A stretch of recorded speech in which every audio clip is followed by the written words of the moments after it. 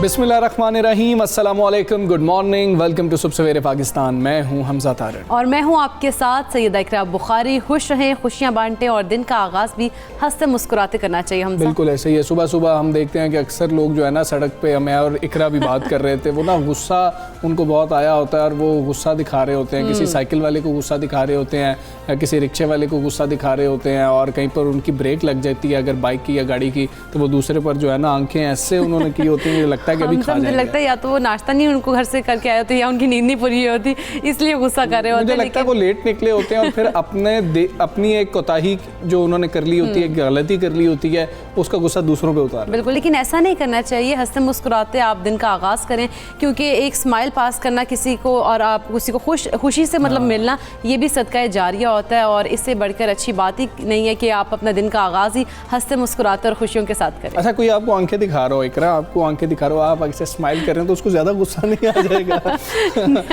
लेकिन स्माइल करनी चाहिए। किसी को आंखें इस तरह से गुस्से से ना दिखानी नहीं चाहिए। और सुबह सुबह तो बिल्कुल नहीं दिखानी चाहिए। आप मतलब कि सुबह सुबह किसी का मूड खराब कर देते, अपना तो मूड खराब करते ही हैं, किसी का भी मूड खराब कर देते हैं और कहते हैं कि जो सुबह मूड होता है पूरा दिन ही वैसा। बिल्कुल ऐसे ही, इसीलिए आप दिन का आगाज़ ही हंसते मुस्कुराते करें ताकि आपका पूरा दिन आराम से पुरसुकून और खुशियों के साथ गुजरे। चलें, अब खुशियों के साथ आपका ये दिन गुजरेगा, हमारा भी दिन गुजरेगा इंशाल्लाह। और हम बात करेंगे सूबा पंजाब का आइंदा माली साल 2021-22 के लिए 2653 अरब रुपए हजम का बजट पेश कर दिया गया है। और पंजाब असम्बली का बजट इजलास स्पीकर चौधरी परवेज़ इलाही के ज़ेर सदारत हुआ। बिल्कुल हमजा, जहां पर सूबाई वज़ीर ख़जाना हाशिम जमा बख्त ने बजट पेश किया और आइंदा माली साल के बजट में महसूलात के लिए 405 अरब का हदफ मुकर्रर किया गया, जबकि जारी अखराजात की बात की जाए तो उनका तखमीना 1428 अरब लगाया गया है। और तरक्याती बजट की बात कर ली जाए तो 66% जो है इजाफा तजवीज़ किया गया है। हम देख रहे थे कि कुछ MPAs इजहार नाराज़ी भी कर रहे थे कि हमें फ़ंड्स नहीं मिल रहे हैं, तरक्याती प्रोग्राम्स के ऊपर बात हो रही थी कि हम हल्कों में काम नहीं कर पा रहे हैं। तो ये भी एक इजाफा किया गया है और इसको देखना पड़ेगा कि ये आगे जाके कितना जो है बजट इस्तेमाल होता है, ये फ़ंड इस्तेमाल कितना हो रहा होता है, ये भी देखना पड़ेगा। और तरक्याती प्रोग्राम के लिए 560 अरब रुपए रखे गए हैं, सेहत के लिए मजमूई तौर पर 369 अरब रुपए और तालीम के लिए 442 अरब रुपए मुख्तस किए गए हैं। बिल्कुल हमजा, ये भी यहाँ पे एक बड़ी गौरतलब बात है कि गुज़श्ता साल की निस्बत तालीम के बजट से 13% ज़ायद इस दफ़ा रखा गया है। और जनूबी पंजाब की अगर बात की जाए तो वहाँ 189 अरब रुपए के तरक्याती फ़ंड्स भी रखने की तजवीज़ सामने आई है। तमाम सरकारी मुलाजमीन की तनख्वाहों की बात की जाए तो उसमें भी 10% इजाफा किया जाएगा। और पहले जो इजाफी अलाउंस हासिल नहीं कर पाए हैं, ग्रेड 1 से 19 तक के तमाम मुलाजमीन, उनकी तनख्वाहों में 25% स्पेशल अलाउंस का इजाफा भी तजवीज़ किया गया। और बजट तकरीर के दौरान अपोजिशन अरकान ने तो शोर शराबा किया, एहतजाज किया, जबकि अपोजिशन अरकान ने बजट तकरीर की कॉपियाँ भी फाड़ दी। बिल्कुल ऐसे ही, इस तरह की सूरत हाल तो हमें हर बजट में मिलती है। बिल्कुल हर बजट में अपोजिशन की जानिब से इस तरह की हंगामी सूरत हाल का सामना करना पड़ता है। अच्छा, इसी पर बात कर लेंगे। बजट पेश कर दिया गया। तर्जुमान पंजाब हुकूमत मुसर्रत जमशेद चीमा साहब हमारे साथ मौजूद। मुसर्रत साहिबा अस्सलाम वालेकुम, गुड मॉर्निंग। बजट पेश कर दिया गया है, तरक्याती बजट की बात कर लेते हैं। सबसे पहले तो 66% इजाफा किया गया, लेकिन हम अक्सर ये देखते हैं कि तरक्याती बजट पूरी तरह से जो है वो स्पेंडिंग हो नहीं रही होती है, इस्तेमाल हो नहीं रहा होता। क्या इस बार कुछ MPAs नाराज़ थे, इजहार नाराज़ी भी किया जा रहा था एक ग्रुप की जानिब से, इस वजह से भी बजट ज़्यादा किया गया? बिस्मिल्लाहिर्रहमानिर्रहीम, वालेकुम अस्सलाम and very good morning. Basically सबसे पहले तो मैं ये अर्ज करूँ कि इस साल जो कोरोना की वजह से पूरी स्पेंडिंग नहीं हो सकी, आपको पता है कि हंगामी सूरत हाल थी और हमें तरक्याती बजट को रोक कर हेल्थ इमरजेंसी की तरफ जाना पड़ा। और उसके अलावा बजट को भी हमने मोल्ड किया और उस तरफ हेल्थ सेंट्रिक रखा और उसको एडजस्ट किया। लेकिन उसके ऊपर भी हमने बहुत जल्द काबू पा लिया था। और अगर कोरोना से पहले की सिचुएशन देखें तो हम जो हमारे अहदाफ थे उनको हम मोर देन 90% हम अचीव कर रहे थे। तो इसलिए ये एक ऐसी सिचुएशन थी जो नॉर्मल नहीं थी पूरी दुनिया के लिए। तो उसमें जितनी भी बाकी डेवलपमेंट आपको पता है वो जिंदगी से पहले आती है। तो जब पूरी दुनिया में एक हेल्थ इमरजेंसी की सिचुएशन थी एंड आपको पता है कि थर्ड वर्ल्ड कंट्रीज का ये बहुत बड़ा प्रॉब्लम था और हमारी जो हेल्थ फैसिलिटीज थी उनके साथ रहते हुए जिस तरह से हमने उसके ऊपर काबू पाया, मेरा ख्याल है कि वो कमेंडेबल भी है और काबिल तहसीन भी है। लेकिन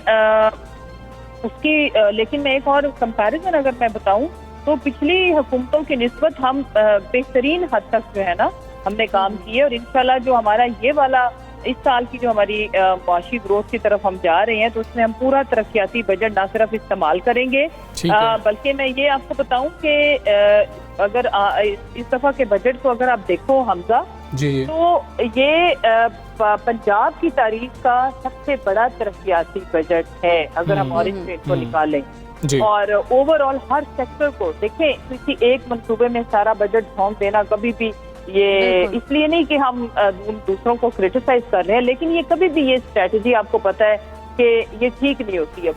उसमें आपने पूरी 11 करोड़ पॉपुलेशन को मद्देनजर रख के जब हम डेवलपमेंट की बात करते हैं तो उसके हिसाब से ये बजट मैं आइडियल इसलिए कहूंगी। आप देखेंगे कि हर तबका इसमें एड्रेस होगा, तो हर कोना हर एरिया एंड मोस्टली डिप्राइव्ड आपके एरिया जो है ना उनको हमने प्रायोरिटी दी है। ठीक है मुसर्रत साहिबा, वैसे अगर सेहत की बात की जाए तो सेहत के शोबे में सबसे बड़ा प्रोजेक्ट इस बार यूनिवर्सल हेल्थ इंश्योरेंस है जिसके लिए 80 अरब रुपए भी रखे गए। इस मंसूबे को कामयाब बनाने के लिए हुकूमत ने क्या इकदाम किए हैं? देखिए इकरा, अगर मैं ये कहूँ कि हमारे कुछ मंसूबे जो इंशाल्लाह हम रहे ना रहे रहती दुनिया तक याद रखे जाएंगे, उसमें हमारा फ्लैगशिप प्रोग्राम एहसास प्रोग्राम जिसके अंडर एहसास प्रोग्राम का नाम आते साथ ही लोगों को लगता है कि ये कोई एक प्रोग्राम है जिसमें हम कुछ पैसे दे रहे हैं और कुछ ऑपोजिशन की जमातें क्लेम करना शुरू कर देती हैं कि ये तो हमारा मंसूबा है। ये एक वेलफेयर स्टेट का कॉन्सेप्ट मोए हुए हैं। और अगर मैं हेल्थ इंसाफ कार्ड की बात करूं तो ये तो फर्स्ट वर्ल्ड कंट्रीज में भी इस तरह से नहीं हुआ कि 11 करोड़ की 11 करोड़ आबादी इसकी बेनिफिशरी होगी और आपको अलग से हम कोई कार्ड इशू नहीं करेंगे। इंशाल्लाह by the end of December आपका जो नेशनल आईडी कार्ड है वही आपका उसका नंबर ही आपका हेल्थ कार्ड है और जिसमें टोटल पॉपुलेशन को हम कवर कर रहे हैं तकरीबन ऑलमोस्ट कोई 10 लाख के करीब की कवरेज है और उसमें आपकी तमाम जो बीमारियां हैं वो कवर हैं।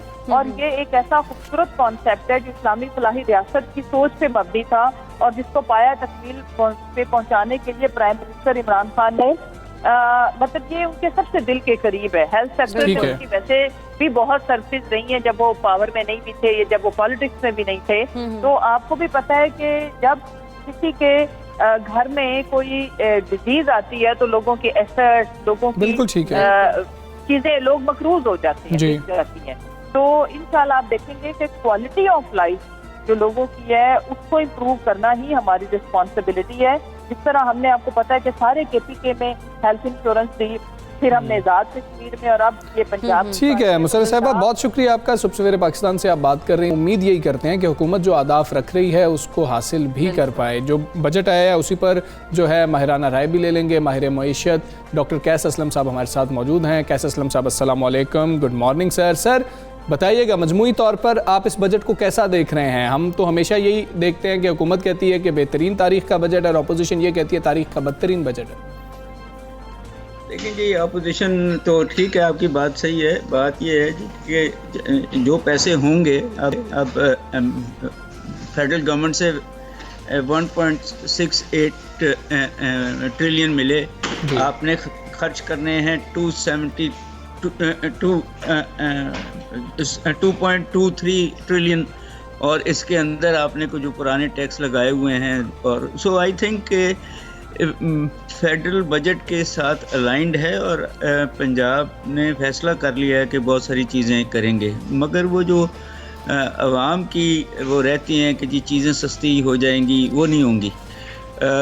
मेरा ये ख्याल है कि जो विज़न है वो ये है कि जो पढ़े लिखे लोग हैं या जो स्किल्ड लोग हैं उनको एम्प्लॉयबिलिटी मिलने की कोशिश है, उनको एम्प्लॉयबल करने की कोशिश है। मेरा नहीं ख्याल कि जो अनपढ़ हैं या जो अनस्किल्ड हैं उनको कोई बहुत ज़्यादा मरातें मिली हुई हैं इससे। जो बात आपने वो पूछी थी फंड्स के स्पेंड होने में, वो हमने पिछली गवर्नमेंट्स में भी देखा है और पिछले भी 2 सालों में देखा है कि पहले 9 महीने में बहुत कम फंड्स रिलीज होते हैं या खर्च होते हैं और आखिरी 3 महीने में सारे खर्च करने की कोशिश होती है, जो नहीं हो सकते। सो अनफॉर्चुनेटली ये बहुत अनफॉर्चुनेट है। मुझे जो इशू है वो ये है कि आपकी जो पंजाब की पुरानी यूनिवर्सिटीज़ हैं वो अभी इंटरनेशनल लेवल पे नहीं गई, हालांकि बहुत उनमें कैपेसिटी है, और अब 19 और यूनिवर्सिटीज़ खोल रहे हैं, तो टीचर्स कहाँ से लाएंगे उनके लिए? ये सिर्फ कॉलेजेस तो नहीं है ना जी, ये इन्होंने रिसर्च करनी है, इन्होंने इंटरनेशनल लेवल के जर्नल्स छापने हैं, तो वो जो पहले हैं वो उन पे ये पैसे खर्चते ताकि वहाँ वो इंटरनेशनल लेवल पे चली जाती। ये ठीक है, ये 19 यूनिवर्सिटियाँ ये तो कर देंगी कि लोगों को ट्रांसपोर्ट कॉस्ट और हॉस्टल फीस से बचा दें, बट क्वालिटी ऑफ एजुकेशन अगर आप इंटरनेशनल नहीं दे रहे इन यूनिवर्सिटीज़ में, तो फिर ये पैसा आप उससे बेहतर था कि स्कूलों पे खर्च कर लेते और उन बच्चों पे स्किल्स लगा देते। मेरा तो ये ख्याल है, बट गवर्नमेंट की अपनी विजन है। आई थिंक पंजाब जो है वो IT की तरफ ले जाना चाहता है। बिल्कुल ऐसे ही कैसे साहब, जिस तरह से देखा पंजाब का जो तरक्याती बजट है उसमें रिकॉर्ड इजाफा किया गया, आप नहीं समझते कि इससे लोगों का मेयार ज़िंदगी जो लाइफस्टाइल जो है वो बहुत ज़्यादा ज़बरदस्त किस्म का वो जो है इंक्रीज हो जाएगा? देखें, बात यह है कि अगर तो गुलबर्ग जैसी सड़कें ही फिर से खोद के बनानी है तो फिर उन्हीं का लाइफस्टाइल होगा जिनका पहले अच्छा है। अगर लाहौर शहर और मुल्तान और ऐसे शहरों में जो जगह डेवलप होने वाली हैं, जहाँ सड़कें बनने वाली हैं, जहाँ कई सालों से सड़कें ठीक नहीं हुई, सीवर ठीक नहीं हुए, अगर उस पर खर्च हो रहा है तो बड़ी कमाल की बात है। सो आई होप कि पैसा वहाँ खर्च हो जहाँ पहले खर्च नहीं हुआ। मगर अगर रिचर एरियाज़ को ये और बेहतर करना है तो फिर आप 2 किस्म के शहर बसा रहे हैं, एक गरीबों के लिए और अमीरों के लिए। सो डेवलपमेंट बहुत अच्छी है, मगर उसकी पर्पस जो है वो सब के लिए एक जैसी होनी चाहिए। बिल्कुल ठीक है। डॉक्टर कैस असलम साहब, बहुत शुक्रिया आपका। सबसे पहले पाकिस्तान आप बात कर रहे थे और राय दे रहे थे कि किस तरीके का ये बजट है। अच्छा, अवामी राय भी तो है, वो क्या समझते हैं कि पंजाब का जो बजट आया कितना बेहतर बजट है, उनकी ज़िंदगियों पर क्या असरात होंगे, वो भी तो जान लेना बहुत ज़रूरी है। उनकी क्या राय है वो अपने नाज़रीन को सुनाते हैं। आवाम के लिए कोई रिलीफ नहीं है, अमीर के लिए रिलीफ है, कारें सस्ती हुई है, मोटरसाइकिल, लेकिन इससे गरीब से कोई ताल्लुक नहीं है। ज़राअत का भी बेड़ा गर्क हुआ पड़ा है, खादें महंगी हैं, हर चीज़ महंगी है। अल्हम्दुलिल्लाह जिस तरह से जो अनाउंसमेंट हुई है, तमाम जो छूट मिली है टैक्सेस की, मुतमईन सेटिस्फाइड है, मईशत आहिस्ता आहिस्ता पहिया चल पड़ेगा। इमरान खान की हुकूमत से हम सेटिस्फाइड हैं। पहले भी 2 साल देखे इन्होंने बजट पेश किए, कोई रिलीफ नहीं मिले, रिलीफ सिर्फ अमीर ਨੂੰ मिले है, ठीक है ना। हुण भी 2 साल दे लो फिर भी कोई रिलीफ नहीं। ये तो मतलब है इस हुकूमत को जाना चाहिए है। रेलवे का निज़ाम ही खराब करता, हर चीज़ खराब करती तुसी। बजट जो है देखें जी, ये अवाम दोस्त तो बिल्कुल भी नहीं है। हमारे यहाँ अगर 1 महीने का बिल 1000 आए और हम पे ना करें तो वापडा वाले हमारे जो है वो मीटर काटने आ जाते हैं। और जो ये बड़े बड़े लोग हैं जिनके लाखों में बिल आते हैं, ये 6-6 महीने भी बिल ना दें तो इनको कोई पूछता नहीं है। इस बजट से मैं ये समझता हूँ कि हमें तो कोई फ़ायदा नहीं होने वाला। अगर फ़ायदा होगा भी तो वो बड़े लोगों को, अमीर को फ़ायदा होगा, गरीब को क्या फ़ायदा होना इस बजट से। मौजूदा हुकूमत ने जो बजट पेश किया है हम इस पर बहुत ज़्यादा खुश हैं, क्योंकि जो गरीब आदमी थे वो गाड़ियाँ नहीं ले सकते थे, गाड़ियों का टैक्स खत्म कर दिया गया है। कोटोदू को खास तौर पे जो यूनिवर्सिटी दी गई है इस पे हम जी मिला जुला रद्द अमल आज भी हमने देखा इकरा। और साथ हमने एक और चीज़ भी देखी कि हम अक्सर बात कर रहे होते हैं कि जब बड़े बड़े फिगर्स बता रही होती है गवर्नमेंट, मौशी अशारिये बताए जा रहे होते हैं, हम भी उन पे बात कर रहे होते हैं, शायद अवाम की वो अंडरस्टैंडिंग नहीं होती है। अब कुछ बातें ऐसी हुई हैं कि जो वफाकी बजट से रिलेटेड है, लेकिन अवाम समझ रहे हैं कि पंजाब के अंदर भी वैसे मामला है। लेकिन एक आधे तो बिल्कुल बस कह रहे हैं हम तो सेटिस्फाइड, लेकिन कुछ लोगों को अभी भी शिकवे शिकायतें हैं। लेकिन आगे बढ़ते हैं हमसे, क्योंकि एक अच्छी खबर आ रही है सिंध से। वहाँ पर जी कोरोना का जोर अब टूट रहा है, हालात बेहतरी की तरफ जा रहे हैं और सूबे भर में तालीमी इदारे आज से खोल दिए गए और 6ठी से 8वीं तक की क्लासेस 50% हाजिरी के साथ खोली गई हैं। और इकरा, अच्छी बात यह है कि एक लंबे अरसे के बाद 1000 से कम केसेस जो हैं वो रिपोर्ट हुए हैं गुज़श्ता 24 घंटों के अंदर। सिंध सरकार ने कोरोना केसेस में कमी के बाद सूबे भर में सेकेंडरी क्लासेस को SOPs के तहत खोलने का ये फैसला किया था और वज़ीर तालीम सिंध सईद गनी ने ट्वीट करते हुए बताया था कि तालीमी इदारे खोलने का हमने फैसला कर लिया। वज़ीर आला सिंध की ज़ेर सदारत कोरोना टास्क फोर्स के इजलास में ये फैसला बिल्कुल ऐसी है कोरोना केसेस में, क्योंकि मजीद बेहतरी पर अब उन्होंने कहा कि प्राइमरी क्लासेस 21 जून से शुरू होंगी और क्लासेस के आगाज़ के लिए स्कूल अमले का वैक्सीनेशन लगवाना लाजमी होगा, जो कि हम बार बार अपने प्रोग्राम में भी हमजा कहते हैं कि आप सब लोग अपने आप को वैक्सीनेट करवाएं, क्योंकि इसी से अब हम लोग कोविड से बच सकते हैं, वरना तो कोई और हल तो नजर आता नहीं। हल नहीं है हमारे पास कोई ऐसी जो है कोई ऐसा इलाज मौजूद नहीं है कि जिससे आप कोरोना वायरस से लड़ सकते हो। इसलिए एहतियात मौजूद है, एहतियात SOPs हैं और दूसरा वैक्सीनेशन है कि आप खुद को वैक्सीनेट करवा दें। कराची में अब कारोबार हफ्ते में 2 रोज़ के बजाय 1 रोज़ बंद रहेगा, यानी कि जो सख्तियां हैं उनको नरम किया गया है, कुछ पाबंदियां थी उनको उठाया गया है। मुराद अली शाह ने IG सिंध को हिदायत दी है कि इतवार के दिन कारोबार बंद होगा, बाकी 6 रोज़ कारोबारी सरगर्मियां जारी रहेंगी और वज़ीर आला सिंध ने सूबे में ड्राइविंग लाइसेंस को कोरोना वैक्सीनेशन से मशरूत करने की हिदायत भी कर दी है। एक आ गई है ना, एक सख्ती उन्होंने की है कि भाई जो लोग वैक्सीनेट नहीं होंगे फिर उनका ड्राइविंग लाइसेंस जो है ना वो भी नहीं। सवाल ये भी उठता है कि कितने लोग ड्राइविंग लाइसेंस वैसे आम हालत में बनवाने के लिए जाते हैं। खैर मैयर्स हैं जो गवर्नमेंट्स ले रही हैं। हम तमाम सूरत हाल पर जो अब स्कूल्स खोल दिए गए हैं बात करेंगे। हमारे साथ मौजूद हैं तारिक शाह साहब, chairman all Pakistan private schools association है। तारिक शाह साहब अस्सलाम वालेकुम, गुड मॉर्निंग। ये बताइएगा कि क्या देख रहे हैं, फैसला हुआ गवर्नमेंट की जानिब से, सिंध में कुछ देर हो गई स्कूल खोलने में, लेकिन अब फैसला कर लिया गया, बतदरीज दीगर क्लासेस को भी खोल दिया जाएगा, मुतमईन है फैसले से? जी बिल्कुल, देखें मुतमईन है, बिल्कुल फ़ैसला देर से लिया गया, लेकिन ये है कि अब ले लिया गया फ़ैसला, खुशाइन बात है। और तालीमी सिलसिला जो एक डिसकंटिन्यू का शिकार था, अब इंशाल्लाह ये कंटिन्यू ट्रैक की तरफ आएगा। लेकिन अभी भी बहुत सारे डिसीजंस हैं जो कि लेना बाकी हैं कि 9th के एग्ज़ाम्स कब होंगे, 10th के तो कह दिए गए हैं, इस तरह फर्स्ट ईयर के एग्ज़ाम्स कब होंगे, और इस तरह समर वेकेशंस कब होंगी। तो ये वो बहुत एम्बिग्यूटी जो है ना वो बनती जा रही है और लोगों को जो है ना ये क्लियर करना बहुत ज़रूरी है हुकूमत को। तो ये फैसले भी जल्द आ जाएं तो लोगों को अपनी प्लानिंग करने में, अपने एग्ज़ाम की प्रिपरेशन करने में बच्चों को बहुत ज़्यादा आसानियां हो जाएंगी।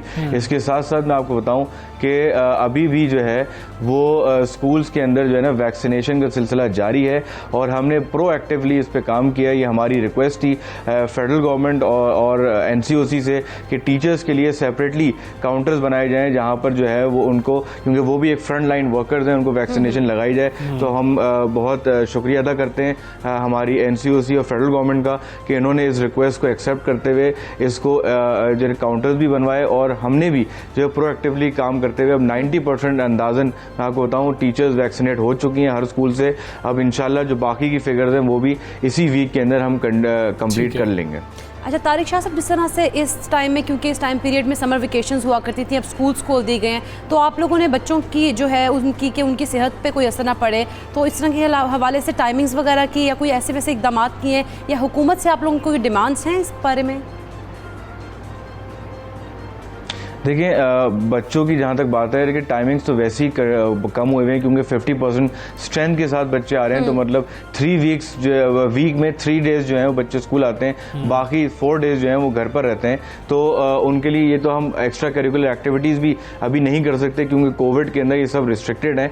लेकिन हमने कम से कम गवर्नमेंट से ये कहा है कि स्कूल्स को जो है वो SOP जो फॉलो कर रहे हैं उनको कंटिन्यूटी के साथ जारी रखा जाए। वैक्सीनेट हम 100% करवाएंगे, लेकिन अब दोबारा से स्कूलों को बंद ना किया जाए। लेकिन हाँ, अगर कोई बहुत बड़ी वेव आ जाती है, सब पूरा मुल्क लॉकडाउन होता है, तो फिर तो कम से कम चलें हम लॉकडाउन कर सकते हैं अपने स्कूल्स को। लेकिन अगर छोटी मोटी वेव्स आती हैं या भी वेव्स ग्रो हो रही होती हैं, उस वक्त स्कूल्स को बंद ना किया जाए क्योंकि देखें कंटिन्यूटी होती है, बच्चों को हम पढ़ा रहे होते हैं। जिस तरह पंजाब के अंदर भी ये फैसला किया गया कि बच्चों को जल्दी स्कूल बुला लिया जाए, जल्दी छुट्टी दे दी जाए, अर्ली टाइमिंग्स की हम बात कर रहे थे, क्या ऐसी कोई तजवीज़ आप लोगों की जानिब से दी गई है कि दोबारा गर्मी की वजह से स्कूल बंद न करने पड़े?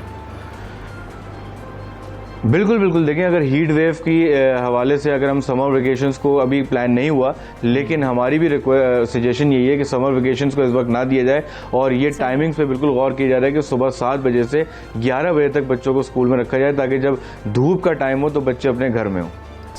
बिल्कुल ठीक है तारिक शाह साहब, बहुत शुक्रिया आपका। सुल्तान से आप बात कर रहे थे। अच्छी बात है कि तालीम का सिलसिला पूरे मुल्क में जारी है। सिंध में थोड़ा सा टाइम लग गया क्योंकि हमने देखा तीसरी लहर का जो जोर था वो सिंध में बाद में आया था, इसलिए कुछ टाइम लगा उनको कंट्रोल करने में, और अब बदतदरीज दीगर क्लासेस को भी खोल दिया जाएगा और ये बहुत अच्छी बात है कि तालीम का सिलसिला एग्जैक्टली हमजा, क्योंकि केसेस में कमी हो रही है तो स्कूल जो है वो तालीमी सरगर्मियाँ शुरू हो जानी चाहिए, क्योंकि बच्चों का पहले ही बहुत हर्ज हो केसेस में कमी हो रही है, साथ एहतियात में भी कमी हो रही है। एहतियात में कमी मत बरतिए, एहतियात में कमी नहीं बरतनी, और अपने आप को सब लोग वैक्सीनेट जरूर करवा लें। एक अच्छी खबर है वो भी शेयर करते हैं जी जरूर। पाकिस्तानी नियाज़ जाहिद कुरैशी साहब हैं, पहले मुस्लिम वफाकी अमरीकी जज मुकर्रर कर दिए गए हैं। पाकिस्तान के लिए जो है फ़ख्र की बात है। जाहिद कुरैशी अमरीका की तारीख में पहले मुस्लिम वफाकी जज होंगे।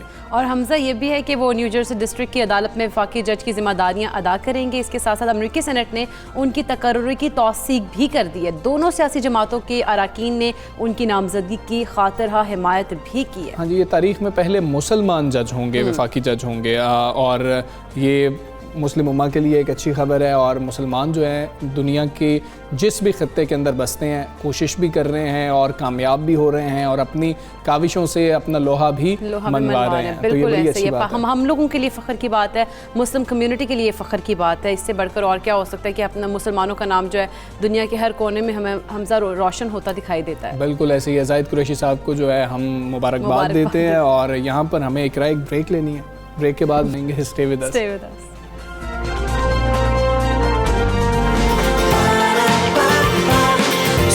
सवेरे पाकिस्तान,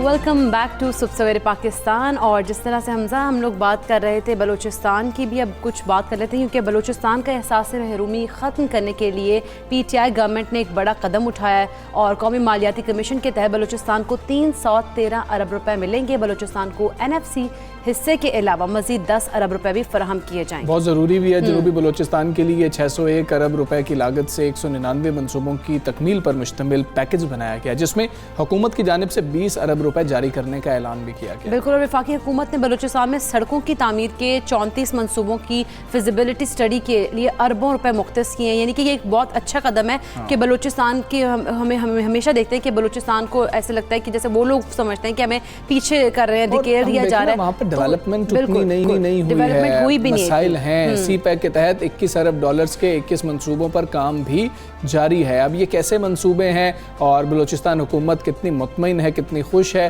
तर्जुमान बलूचिस्तान हुकूमत लियाकत चवानी साहब हमारे साथ मौजूद है, उन्हीं से जान लेते हैं। लियाकत चवानी साहब अस्सलाम, गुड मॉर्निंग। बलूचिस्तान के तरक्याती बजट में इजाफा किया गया है, क्या आपकी तवक्कुआत के मुताबिक है ये इजाफा?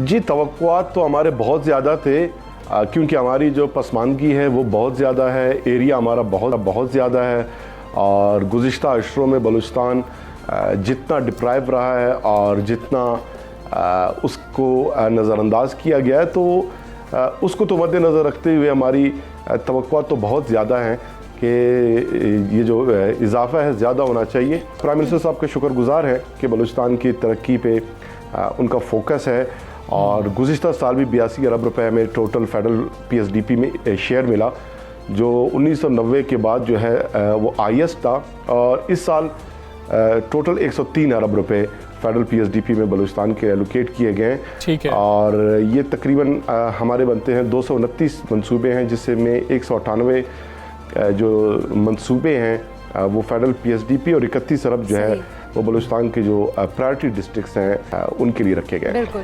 लियाकत चवानी साहब, बजट में बलूचिस्तान के पसमानदा इलाकों पर कितना खर्च किया जाएगा और इसके हवाले से अगर बात की जाए सेहत और तालीम की, तो इस पर कितना फोकस किया गया इस बजट में?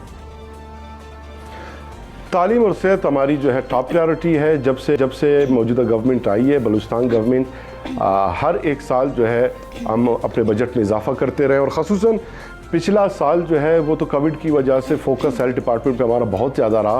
हेल्थ रिफॉर्म का एक पूरा साल रहा है हमारा और यही सिलसिला हम आगे बढ़ाएंगे। पिछले साल भी हमने 11 DHQs को जो है अपग्रेड किया टीचिंग हॉस्पिटल में और 108 जो है नए BHUs हमने बनाए, RHCs ने बनाए। टेली मेडिसन 14 अजला में हमने शुरू किया और इस साल इंशाल्लाह पूरे बलूचिस्तान के जो पसमानदा हर एक ज़िले में BHUs हैं, वहाँ पर टेली मेडिसिन की सहूलत हम प्रोवाइड करेंगे। बलूचिस्तान की तारीख़ का पहला कैंसर हॉस्पिटल, उस पर तेज़ी से काम जारी है। और पीड्स ऑन्कोलॉजी, जो कैंसर से मुतासरा बच्चे हैं उनके लिए भी हॉस्पिटल बन रहा है और उसके लिए अलहदा ब्लॉक बन रहा है और उसके लिए जो है जो स्टाफ हायर करने का सिलसिला है वो हमने एडवर्टाइज़ कर लिया है। तो इसी तरह नए स्कूल हमने बनाए हैं, प्राइमरी से अपग्रेड किया हमने, मिडल से आई स्कूल और आई से हायर सेकेंडरी में कॉलेजेस को अपग्रेड किया। जो ख़वातीन हैं ऑलमोस्ट उनके कॉलेजेस स्कूल्स में उनको बसेस फ्राहम, बहुत सारे। अच्छा लियाकत चवानी साहब, ये बताइएगा, वफाकी हुकूमत ने जनूबी बलूचिस्तान के लिए 601 अरब रुपए की लागत से 199 मनसूबों की तकमील पर मुश्तमिल पैकेज बनाया है। आपके पास क्या तफसीलात हैं, क्या ये मनसूबे होंगे? देखिए 601 अरब तो टोटल उस पैकेज का पोर्टफोलियो है। अच्छा। और उसमें 300 अरब जो है हमारे जो ऑनगोइंग स्कीमात है पुराने, उसे फाइनेंस किया जाएगा और 300 अरब रुपए के जो दीगर स्कीमात हैं ये तो ओवर द ईयर्स मुकम्मल होंगे। इस साल इस 300 अरब में 180 अरब रुपए जो है फेडरल PSDP के लिए रखे गए हैं और जिसमें 80 अरब रुपए के ऐसे फिजिबिलिटी स्टडीज़ हैं जो अभी मुकम्मल होने हैं और 120 अरब रुपए फेडरल PSDP का हिस्सा होंगे। और ये ओवरऑल ये टोटल कॉस्ट है, एलोकेशन नहीं है। एलोकेशन बहरहाल वो हर एक साल अलग से किया जाएगा। तो इस साल जो है 31 हमारे प्रोजेक्ट्स जो है इस पोर्टफोलियो के तहत रखे गए हैं और वक्तन फ़वक्तन इंशाल्लाह वी होप इसमें जो एलोकेशन है उसमें इजाफा किया जाएगा।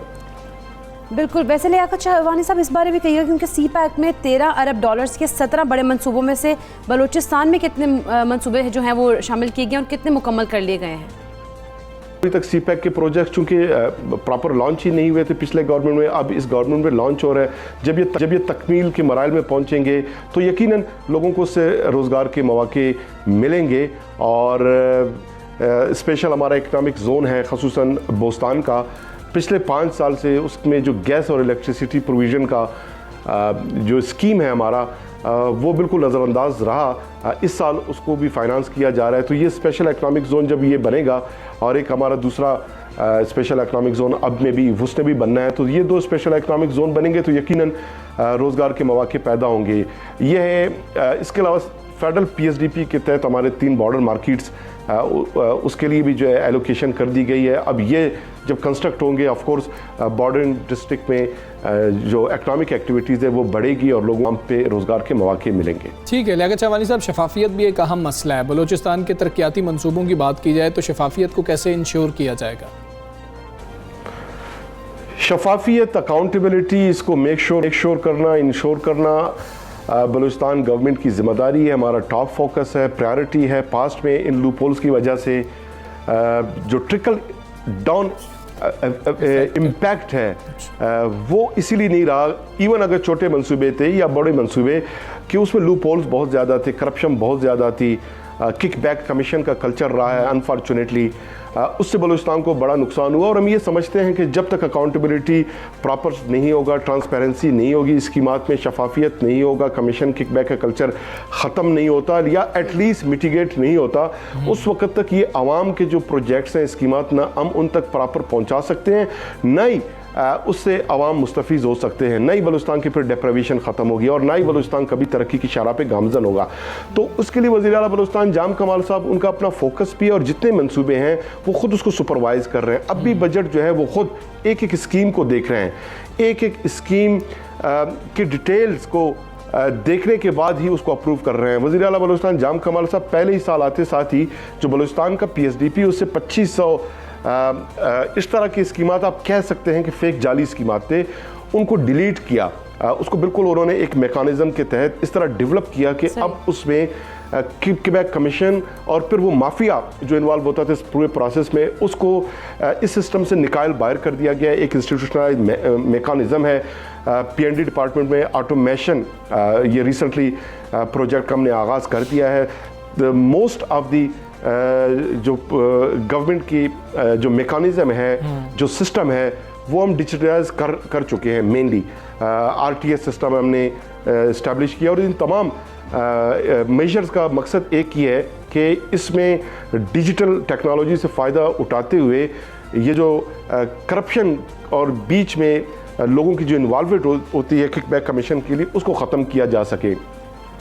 और नैब यकीनन एक इंडिपेंडेंट इदारा है। बलूचिस्तान गवर्नमेंट ने आज तक जितने भी केसेस ने नैब रेफरेंसेस आ रहे हैं या उसने टेकअप किया, तो उसमें बलूचिस्तान गवर्नमेंट की कोई इंटरफेरेंस नहीं है, बल्कि हमारा जो CMIT का इदारा है, हमने एक MOU साइन किया नैब के साथ कि नैब के साथ हम जो इंफॉर्मेशन है वो खुद हम शेयर करेंगे, कोऑपरेट करेंगे, कोऑपरेशन भी करेंगे। और इसके अलावा डिपार्टमेंटल जितने भी डिपार्टमेंट्स हैं उनमें उनका जो internal accountability, check and balance का सिस्टम है उसको हमने बड़ा बेहतर किया। और CMIT का जो इदारा है इसको एज ए इंडिपेंडेंट इदारा उसको हम डेवलप कर रहे हैं। और एंटी करप्शन एस्टेब्लिशमेंट बलूचिस्तान, उसमें पहले कोई एक्सपर्ट्स नहीं होते थे जो इन्वेस्टिगेशन कर सकें। उनका ख़ुसूसन वाइट कॉलर करप्शन के जो केसेस हैं उनको आइडेंटिफाई करना, इन्वेस्टिगेट करने के लिए जो एक्सपर्टीज़ दरकार थे, तो ऐसे लोग उस इदारे में नहीं थे। अब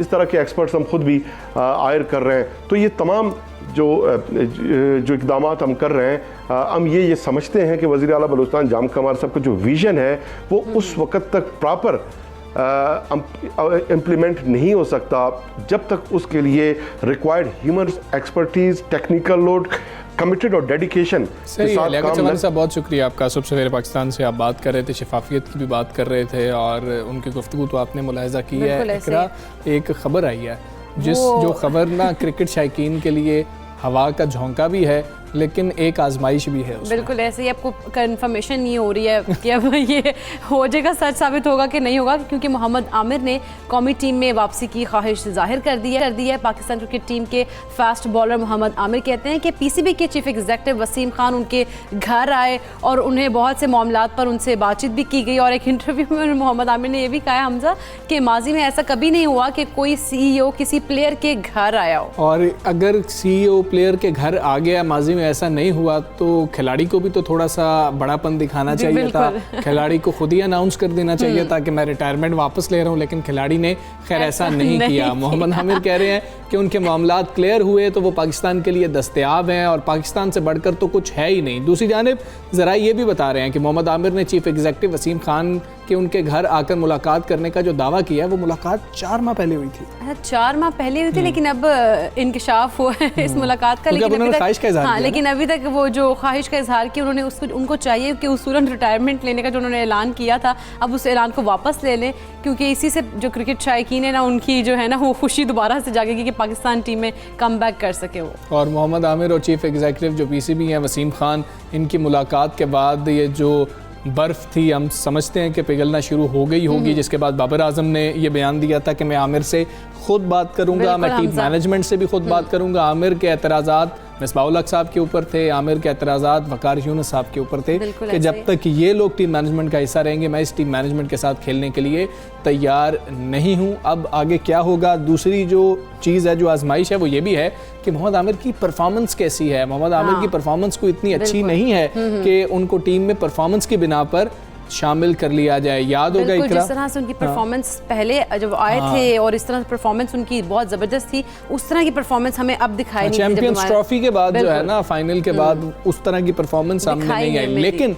मोहम्मद आमिर का मामला उस वक्त बिगड़ा था इकरा कि जिस वक्त उन्होंने टेस्ट क्रिकेट से रिटायरमेंट का ऐलान किया था और पाकिस्तान क्रिकेट बोर्ड चाहता था कि ये टेस्ट क्रिकेट भी खेले, हमारे मेन बॉलर हैं, लेकिन उन्होंने फैसला किया था कि मैं टेस्ट क्रिकेट नहीं खेलूंगा। और अब ये पूरी सूरत हाल है। और इस सारी सूरत हाल के अंदर अगर मोहम्मद आमिर की वापसी हो जाती है और पाकिस्तान T20 वर्ल्ड कप में जा रहा होता है, तो सोचें एक तरफ से शाहीन आफरीदी गेंद कर रहे हैं और एक एंड से मोहम्मद आमिर गेंद कर रहे हैं, तो शायद पाकिस्तान के चांसेस बिल्कुल ऐसी। और पाकिस्तान की जो टीम है ना हमजा, जिस तरह से देखा जाए तो अगर हम लोग देखते हैं कि वर्ल्ड कप के जब मैचेस होते हैं तो थोड़ा हमें लगता है कि यार हमारी टीम की जो बॉलिंग या बैटिंग लाइन है इतनी ज़्यादा मजबूत नहीं है, जो कि काफ़ी अरसे से हम लोगों को देखने में आ रहा है और हम मायूस होते हैं। वर्ल्ड कप में हम लोग अच्छे मैचेस नहीं, हमारी परफॉर्मेंस अच्छी नहीं होती, बहुत ही अच्छी मैचेस खेल नहीं पाते हैं, तो जो शायकीन होते हैं उनके बेचारे वो मायूस होते हैं, उनके दिल टूट जाते हैं। चलें, अब उम्मीद यही करते हैं कि अगर टीम में वापसी होगी तो वह पाकिस्तान की बेहतरी के लिए होगी, पाकिस्तानी क्रिकेट टीम की बेहतरी के लिए होगी। आगे बढ़ेंगे, एक बहुत अहम मामला है, बहुत अहम मामला है,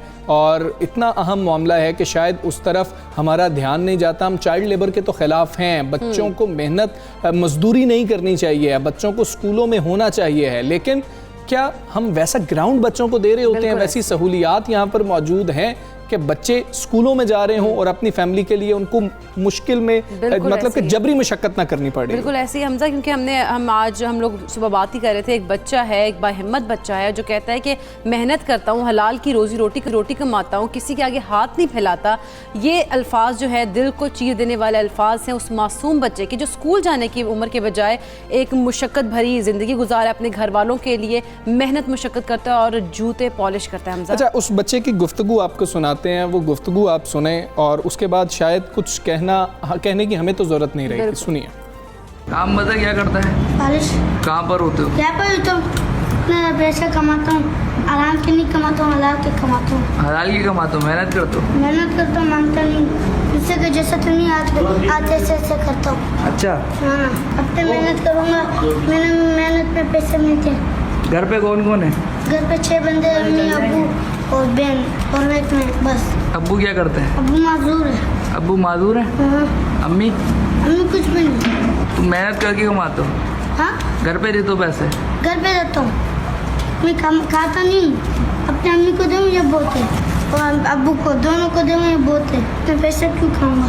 कितने कमा लेते हो दिन में? अभी अल्लाह की शुक्र कमाते बहुत। काम ये तो देखिए इकरा, जो बाहिम्मत बच्चा है, जो उस बच्चे का विजन है, जो बच्चा ये कह रहा है कि मैं अल्हम्दुलिल्लाह हलाल का कमाता हूँ, मेहनत करता हूँ और फिर घर लेके जाता हूँ और अपनी वालदा को पैसे दे देता हूँ, ये सब कुछ तस्वीर का एक रुख है।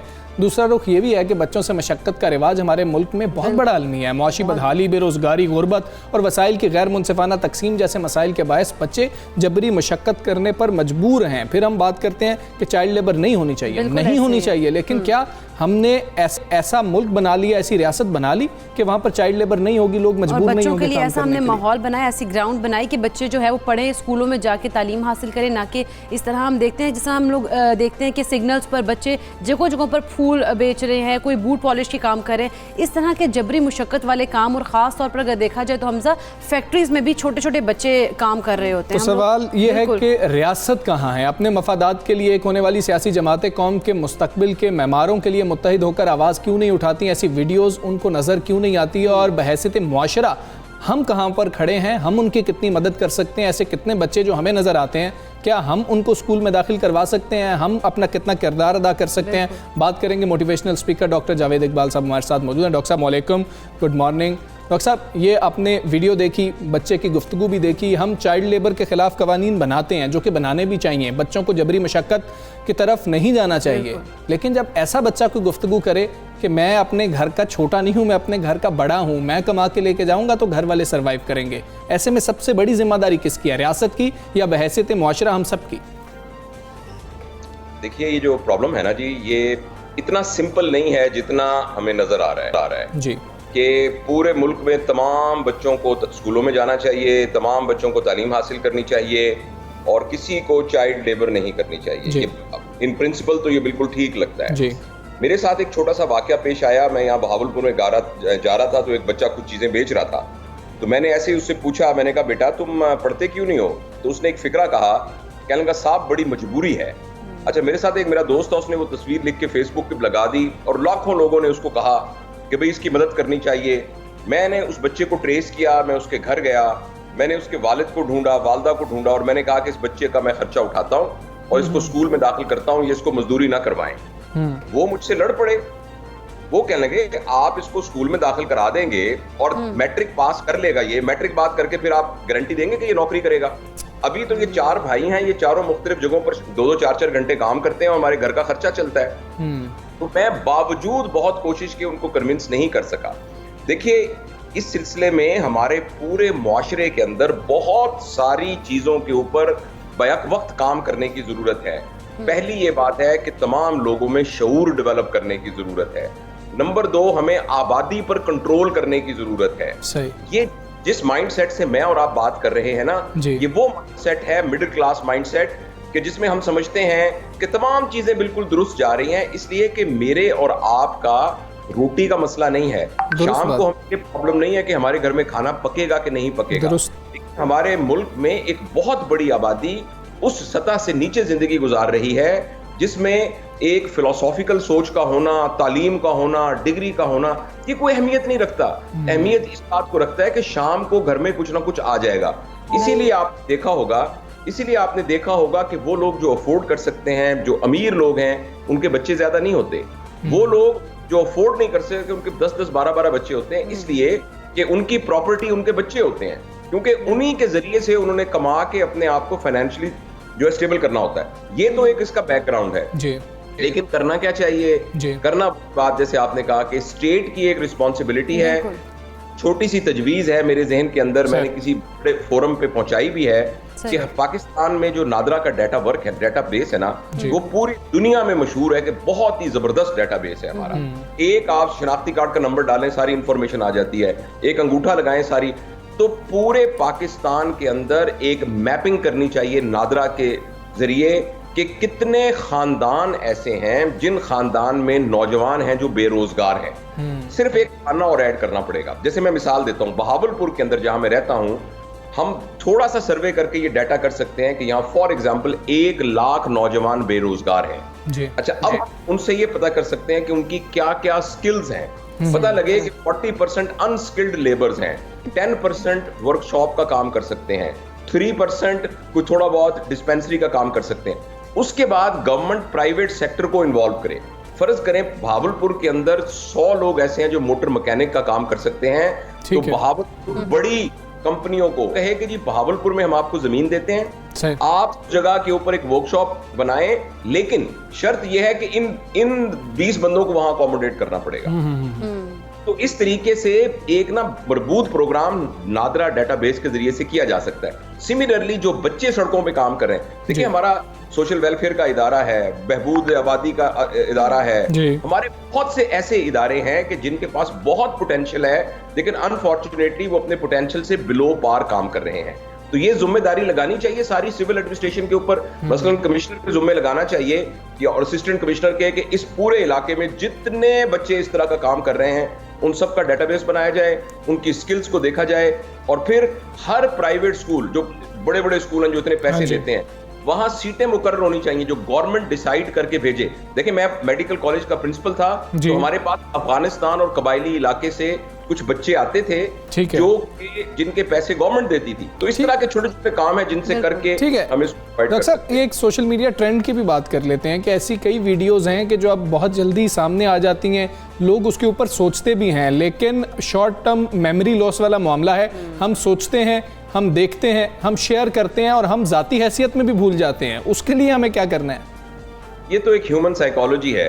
आप में से जो दोस्त जो हैं वो एवेल्युएशन और माइंड साइंस यानी एवेल्युएशन की फील्ड से ताल्लुक रखते हैं, एक साहब क्रिक पैटरसन, उनका एक मॉडल है क्रिक पैटरसन मॉडल ऑफ एवेल्युएशन, जिसमें वो ये बताते हैं कि जब भी कोई नई चीज एकदम होती है ना, तो उसका शुरू में 48 आवर्स के लिए सिर्फ नॉइस लेवल इंक्रीज होता है। अच्छा, जो भी आप वीडियो कह रहे हैं 48 घंटे के लिए इसका इफेक्ट सिर्फ होगा कि नॉइज लेवल क्रिएट होगी। लोग कहेंगे बोले बोले अच्छा काम हुआ, तो लोग बड़ा अच्छा काम हुआ, बुरा काम हुआ, बहुत बुरा काम हुआ, लेकिन 48 आवर्स के बाद वो ग्राफ नीचे आ जाता है। लेकिन अगर वो परसिस्टेंट हैमरिंग हम करते रहें तो फिर हम दूसरे लेवल पे चले जाते हैं जिसमें हमारा नॉलेज लेवल बढ़ जाता है। ठीक है, लेकिन नॉलेज सिर्फ बढ़ता है, आगे से एक्ट नहीं बंदा कुछ करता। अगर परसिस्टेंट कोई और एफर्ट करते रहे तो फिर हम तीसरे लेवल पे चले जाते हैं, जो नॉलेज के बाद हमारा बिहेवियर चेंज हो जाता है। मगर यहां तक भी कोई श्योरिटी नहीं है कि जो बिहेवियर चेंज हुआ है वो एग्जीक्यूट भी होगा। उसको फोर्थ लेवल कहते हैं, जिसके लिए बहुत ही मजबूत इंटरनल मोटिवेशन चाहिए, एक्सटर्नल इंसेंटिव चाहिए। तो ये बात है। बिल्कुल ठीक है डॉक्टर साहब, बहुत शुक्रिया आपका। सुबह सवेरे पाकिस्तान से आप बात कर रहे थे। अहम मामला है इकरा। अगर उसूली तौर पर देखा जाए तो बिल्कुल वैसे ही होना चाहिए जिस तरीके से हम बात करते हैं कि हर बच्चा स्कूल में होना चाहिए, लेकिन अगर हम प्रैक्टिकलिटी की बात कर रहे हो तो वहाँ पर खासे मसाइल हैं और ऐसे बच्चे सिस्टम में हमारे मसाइल हैं जिनको हल करना। और एक आप ये देखें कि हमजा की एक बड़े लेवल का काम है, ये कोई एक ऐसा नहीं कि एक बंदा इसको मुल्क में को ठीक कर दे, हालात को ठीक कर दे, ये एक बड़े लेवल पे गवर्नमेंट का काम है, हमारी जिम्मेदारी है और हमारी जाती जिम्मेदारी भी है। एक ब्रेक लें, ब्रेक के बाद वापस आते हैं। Stay with us.